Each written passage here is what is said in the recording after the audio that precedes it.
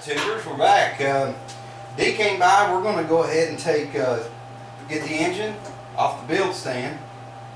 We're going to take the crane, we're going to roll it back, set it up on the bench that I built, and we're going to set the end plate on it. So I'm not sure if I'll get around to setting the end plate tonight or not, but in the next following few segments of the video, that's what we'll be doing. So anyway, we're going to get this thing off here and get at it. Me and D got the engine up here on the new bench that I built, and what we need to do now is set the end plate. On the end plate on a Type 4 motor needs to be set between 3 and 5,000. So I always shoot for 4, right in the middle. So I call that perfect. So anyway, I've already got the old seal out of it. I need to get the flywheel. I'm just going to put a couple of bolts in the flywheel and torque them to like 40 foot-pounds. This thing's going to final torque at 80. So I'm going to go and get it torqued on and get my gauge and everything, and I'll show you about that in just a minute. But anyway, after we get it, you know, the end plate set and so on and so forth, then we can actually pull the flywheel back off and put the new seal in it, and then put the flywheel back on permanent. So anyway, we'll catch you in just a minute. I'm going to go and stick the flywheel on here. It's got a little dowel right here. I just want to know that the shims that were in here, I left in here, because more often than not, if it's within tolerance, the shims that are in here are okay. It's already been adjusted. So I'll just go ahead and start with those. You see a little dowel pin here, just line that up. And you can stick your flywheel on.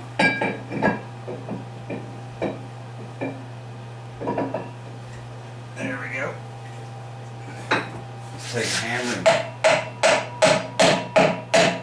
and persuade it just a little bit. Alright, I'm going to stick 2 bolts in across from each other, torque them to 40 foot-pounds. Then I'll set my stand on here and get the dial indicator set up. So we'll catch you in just a minute. Alright guys, what I did, I went back to the way that I always do it. I'd bought the little stand here for it, and it had so much slop and play in it when I was trying to do this with that I couldn't get a good reading. So I just went ahead back to the way that I always did it. A big old chunk of magnet, piece of angle iron, and a hole that I drilled through there to bolt the dial indicator on. Okay, and what we've got here is we've got a reading of 6 thousandths, and that's too much. Excuse me. Yeah, there it is, 6 thousandths. So we can't have 6 thousandths. I'm shooting for 4 thousandths. So we're going to fix it, and I'm going to go ahead and pause here and get this stuff pulled off here, and we'll adjust the shims, and then we'll be back with you with the accurate reading.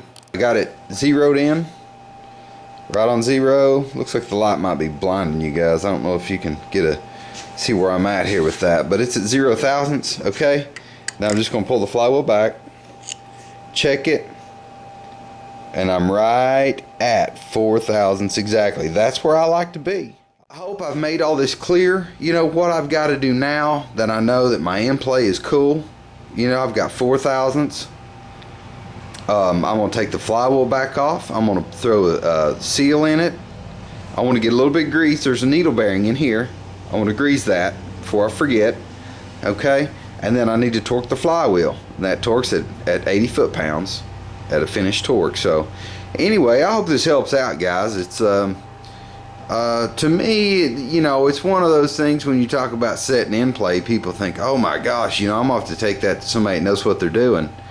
Well, you know more than you think you do. Put it that way, because if you dig around, study a little bit, things aren't as hard as they seem. So I just want to show you my flywheel lock. You're gonna well, I don't say you're gonna have to have one. They're really handy to have though. What it does, fits on your flywheel. It's got these teeth here. Grabs into here in the teeth on the flywheel, and it bolts to your block. Now with this one, this fit my Type 1's engines perfectly.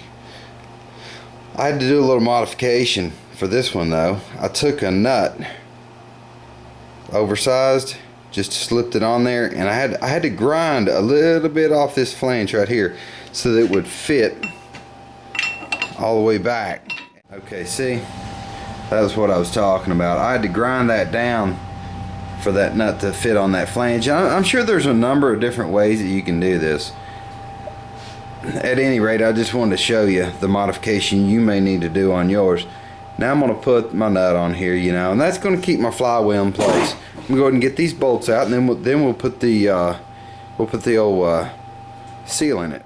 Ready to put my seal in here. Just going to get just a little bit of grease on my pinky here. There's a needle bearings in here. I want to get that. That's where your shaft's going to run in from your transmission. I want to get that greased up good. Don't want to have any problems out of that.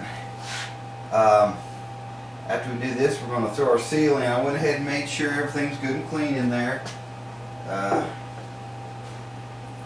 Another thing too, when you pull your flywheel off, your shims will stick to the back of your flywheel. You know, a little oily. Make sure that you don't lose any shims out. If you get your in-place set, you pull your flywheel off, you set it down, the shim bounces and falls off, then you're in-place shot. So it might be a good rule of thumb for you. After you get done torquing it down, everything, check your in-play again. Make sure you didn't lose any shims, because accidents happen. I want to get my seal. Just want to get a little bit of oil on it. It's important to have that oil on there at startup, you know, on your flywheel. Make sure you get it pointed in the right way, and we'll get this tapped into place. I just use one of these hammers. If you have before I've used just a block of wood. You know, anything you don't want to. You want to be careful with this seal when you're installing it. Finished putting the seal in there, and you're going to have this little round disc with holes. Obviously goes in behind your bolts. The bolt grips into that and keeps it from losing torque. What I do, and obviously as I always say in a crisscross pattern, I go even half torque. You know, this, like I said, it's going to be 80. I go half of that. Go 40 and just do a crisscross. I torque about everything this way. I just got the habit of it. And then we'll go 80.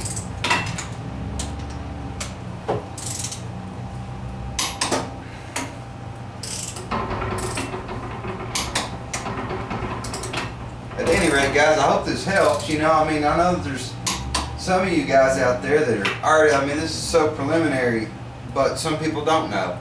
And I just hope it's useful to you. It's what I enjoy doing. So anyway, I'm going to finish torquing at 80, work on my stand a little bit, and I'll probably be back with you guys after I get it on the stand. You know, there's a few more things I need to do. So you guys have a good one.